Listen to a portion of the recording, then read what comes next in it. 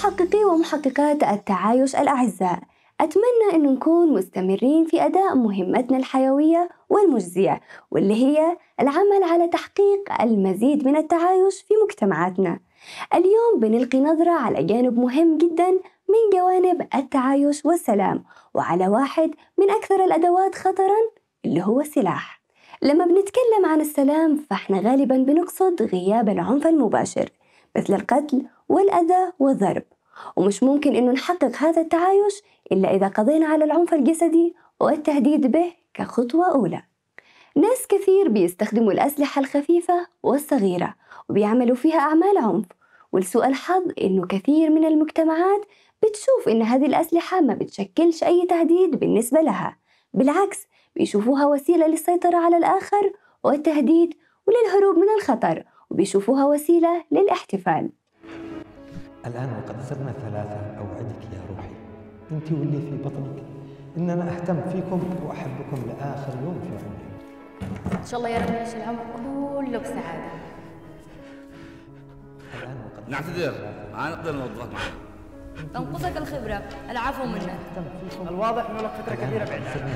إن شاء الله يا رب يعيش العمر، ما تشوف نفسك، ما ظهرش عليك حاجة. أنت حتى ما قدرت تهتم بنفسك. أنت فاشل، أنت عصمة عار.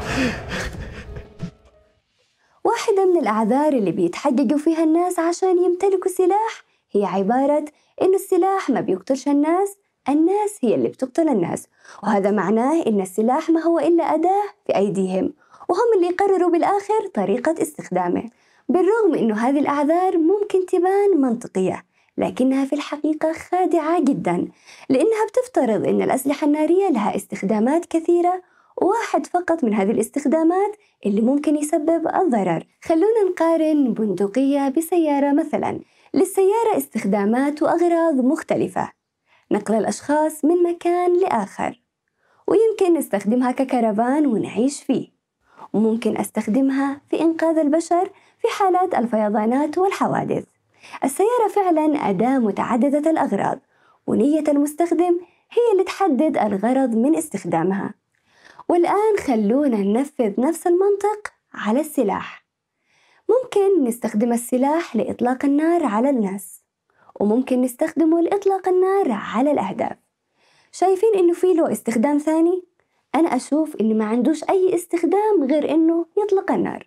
اللي بيزيد الأمور سوء هو إن الاستخدام الوحيد للسلاح هو إطلاق النار، وهذا الشيء ممكن يسبب ضرر من غير قصد لما يوقع في أيدي الأطفال.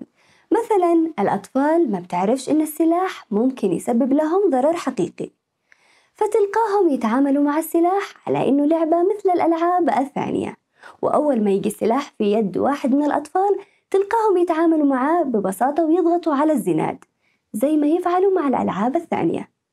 لكن هنا بتكون العواقب مفجعة. بابا، حتى أنت معك مسدس زي حق كرم؟ إيش رأيك تكون في فريقين؟ حاضر. بابا تقول لي كرم إني بتخبي هنا، تمام؟ تمام.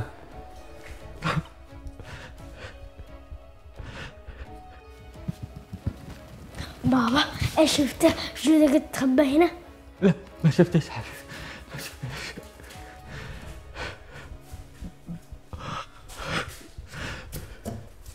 بابا أحلى بابا إنك ما كنت بترد مكاني. زي ما نشوف في هذا المشهد، جودة الصغيرة ما قدرتش تميز ما بين مسدس أبوها الحقيقي وما بين بندقية أخوها اللعبة. بيزيد السلاح من احتمالات الإصابة والحوادث اللي ممكن توصل للموت، وبرغم كل هذا بنشوف ناس كثير ما زالوا بيشتروه وبيدافعوا عن حقهم في امتلاكه. تعتقدوا ليش؟ زي ما تعودنا أعزائي المحققين والمحققات إن المسألة كلها ترجع للسياق، وبتختلف أسباب امتلاك السلاح وحمله من بلد لآخر ومن شخص للثاني. فتلاقي ناس بيشتروا السلاح ويمتلكوه عشان يحموا أنفسهم من عالم بيعتقدوا إنه خطير، وناس ثانية بتحمل السلاح كرمز للقوة والرجولة، وبيرموا الرصاص في الاحتفالات مثل الزواج، أو ممكن يقدموه كهدية. البعض كمان ما بيسألش نفسه عن سبب حمله للسلاح، لأنه ببساطة اتربى على ثقافة حمل السلاح وبيشوف إن هذا الموضوع شيء طبيعي وكمان بيشجع عليه. لما تنتشر الأسلحة الخفيفة والصغيرة على نطاق واسع بيصير استخدامها سهل جدا، وساعتها بدل ما نلجأ للحوار بيبدأ كل شخص يمد يده ويمسك السلاح عشان يثبت وجهة نظره، وبدل ما نتبادل الكلمات تتطاير الرصاص. وطبيعي هذا الشيء بيسبب لنا الأذى إن كان بقصد أو بغير قصد.